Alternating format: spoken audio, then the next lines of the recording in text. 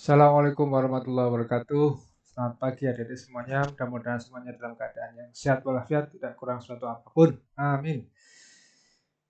Kita lanjutkan materi yang harusnya diselesaikan pada pertemuan yang sebelumnya yang lalu, tapi kemarin kita banyak memberikan tekanan pada latihan. Itu sekarang materinya adalah proposisi majemuk. Di apa yang kita pelajari selama ini, kita mengenal apa yang disebut dengan proposisi atomik. Itu proposisi yang berisi satu variabel proposisional atau satu konstanta proposisional.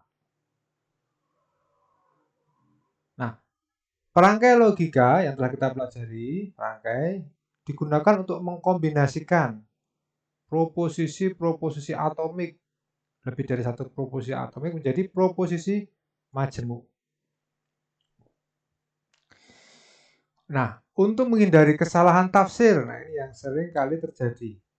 Akibat adanya ambiguitas penafsiran lebih dari satu antara satu orang dengan orang lain, maka prosesi majemuk yang dikerjakan terlebih dahulu diberi tanda kurung. Yang lebih dahulu diberi tanda kurung. Nah, proposisi-proposisi di dalam tanda kurung disebut dengan fully parentized expression (FPE). Proposisi majemuk yang sangat rumit dapat dipecah-pecah menjadi sub-ekspresi. Apabila sub-ekspresi terlihat kompleks, maka sub-ekspresi dapat dipecah kembali menjadi sub-ekspresi dan seterusnya tergantung tingkat kerumitannya. Nah, tadi disebut dinamakan dengan parsing. Ada kalanya proposisi majemuk tidak dilengkapi oleh tanda kurung. Nah, ini yang terjadi. Oleh karena itu, urutan penyelesaiannya harus ditentukan terlebih dahulu dan harus mengikuti ketentuan pengurutan prioritas. Nah, di sini ada kata kunci yaitu pengurutan prioritas. Mana yang harus didahulukan, mana yang harus dinomorduakan, mana yang harus dinomortigakan. Nah, aturan pengurutannya adalah mengikuti tabel hierarki pengurutan prioritas seperti tabel yang tertampil. Prioritas yang pertama yang harus dikerjakan adalah negasi. Hierarki yang menempati posisi yang pertama. Kemudian yang kedua adalah konjungsi. Yang kedua adalah konjungsi. Yang ketiga adalah disjungsi. Yang keempat implikasi. Yang kelima adalah ekivalensi. Sehingga apabila Anda menemui sebuah ekspresi logika yang terdiri dari negasi, kemudian disjungsi, kemudian ekivalensi misalnya, maka yang pertama dilakukan adalah negasi terlebih dahulu. Selanjutnya disjungsi, baru yang terakhir adalah ekivalensi. Nah, ini perlu diperhatikan. Sekali lagi yang pertama adalah negasi, konjungsi, disjungsi, implikasi, dan ekivalensi. Contohnya sebagai berikut. Jika Ayu rajin belajar, maka ia lulus ujian dan ia mendapatkan hadiah istimewa. Nah, dari proposisi ini, maka kita coba ekspresikan dalam bentuk variabel proposisional. A. Ayu rajin belajar. B. Ayu lulus ujian. C. Ayu mendapatkan hadiah istimewa. Sehingga jika Ayu rajin belajar, maka ia lulus ujian dan ia mendapatkan hadiah istimewa, maka ekspresi logikanya ditulis sebagai berikut. Jika A, maka B konjungsi C. Nah, kalau kita lihat pada ekspresi di sini, kita lihat, maka ada masalah yaitu pada tanda implikasi. Ada kemungkinan apakah yang didahulukan adalah jika A maka B atau B konjungsi C. Nah, disinilah letak pentingnya ketepatan pemberian tanda kurung sehingga menjadi suatu ekspresi logika yang fully parentized expression dan tetap pengoperasiannya sesuai dengan aturan.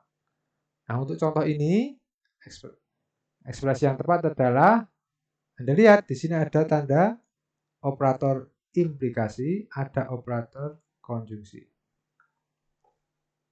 Maka yang didahulukan pertama kali adalah konjungsi, sehingga ini diberi tanda kurung terlebih dahulu. Ya, diberi tanda kurung terlebih dahulu. Seperti ini.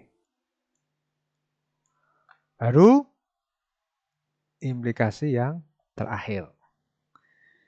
Jika A, maka B konjungsi C. Nah, contoh lagi, misalnya seperti ini.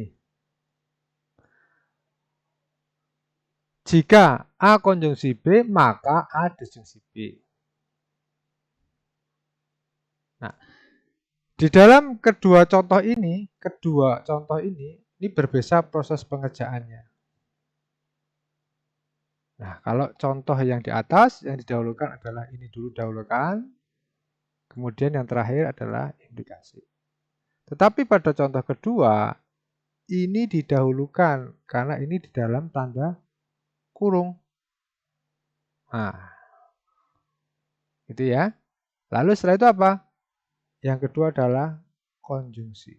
Terus yang terakhir adalah disjungsi. Mengapa ini didahulukan? Karena ia ada di dalam tanda kurung, sehingga tidak boleh terpisah. Kemudian bagaimana pembacaan ekspresi berikut yang benar? Nah, ini Anda perhatikan. Yang didahulukan adalah negasi nomor 1. Kemudian Anda perhatikan antara konjungsi dan disjungsi. Ingat, mana yang didahulukan? Konjungsi. Antara implikasi dengan konjungsi, mana yang didahulukan? Konjungsi. Antara biimplikasi dengan implikasi, mana yang didahulukan? Implikasi. Kemudian latihan masukkan tanda kurung ke dalam ekspresi logika berikut agar tidak jadi ambiguitas. Nah, monggo ini diselesaikan menggunakan tabel hierarki prioritas. Contoh lagi, jika Santi lulus sarjana teknologi jaringan, orang tuanya akan bangga dan ia dapat segera bekerja. Tetapi jika dia tidak lulus, semua usahanya akan sia-sia. Bagaimana ekspresi logika contoh tersebut? Nah, kita buat konstanta proposisionalnya dulu. Jika Santi lulus sarjana teknologi jaringan, ini bernama variabel B. Orang tuanya akan bangga. Orang tuanya akan bangga. Konstantanya diberi nama I. Santi dapat segera bekerja. Ditanda variabelnya konstantanya S. Kemudian usahanya akan sia-sia. Diberi konstanta T. Hingga jika Santi lulus sarjana teknologi jaringan, Anda perhatikan, jika pasangannya makanya di mana? Makanya setelah jika di sini ada maka. Orang tuanya akan bangga dan, nah kata kuncinya ini ada dan. Berarti dia prioritas nomor 2. Tetapi jika dia tidak lulus, ini nomor 1. Usahanya akan sia-sia. Nah, mana yang didahulukan pertama nih? Ada negasi, ada implikasi, ada konjungsi. Nah, jika Santi lulus ujian, lulus sarjana teknologi jaringan, maka orang tuanya akan bangga dan dia dapat segera bekerja. Satu kesatuan di sini. Tetapi jika dia tidak lulus, semua usahanya akan sia-sia. Jika maka, nah, ada jika maka yang kedua. Jika tidak lulus, maka usahanya sia-sia. Nah, di sini operatornya adalah disjungsi. Nih, di sini.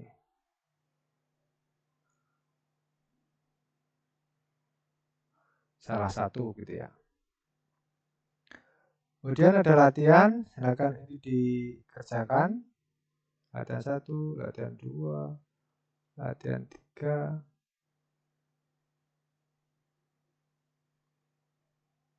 Jika A dan B adalah true, sedangkan C, D, F, carilah ekspresi nilai kebenarannya menggunakan tabel kebenaran.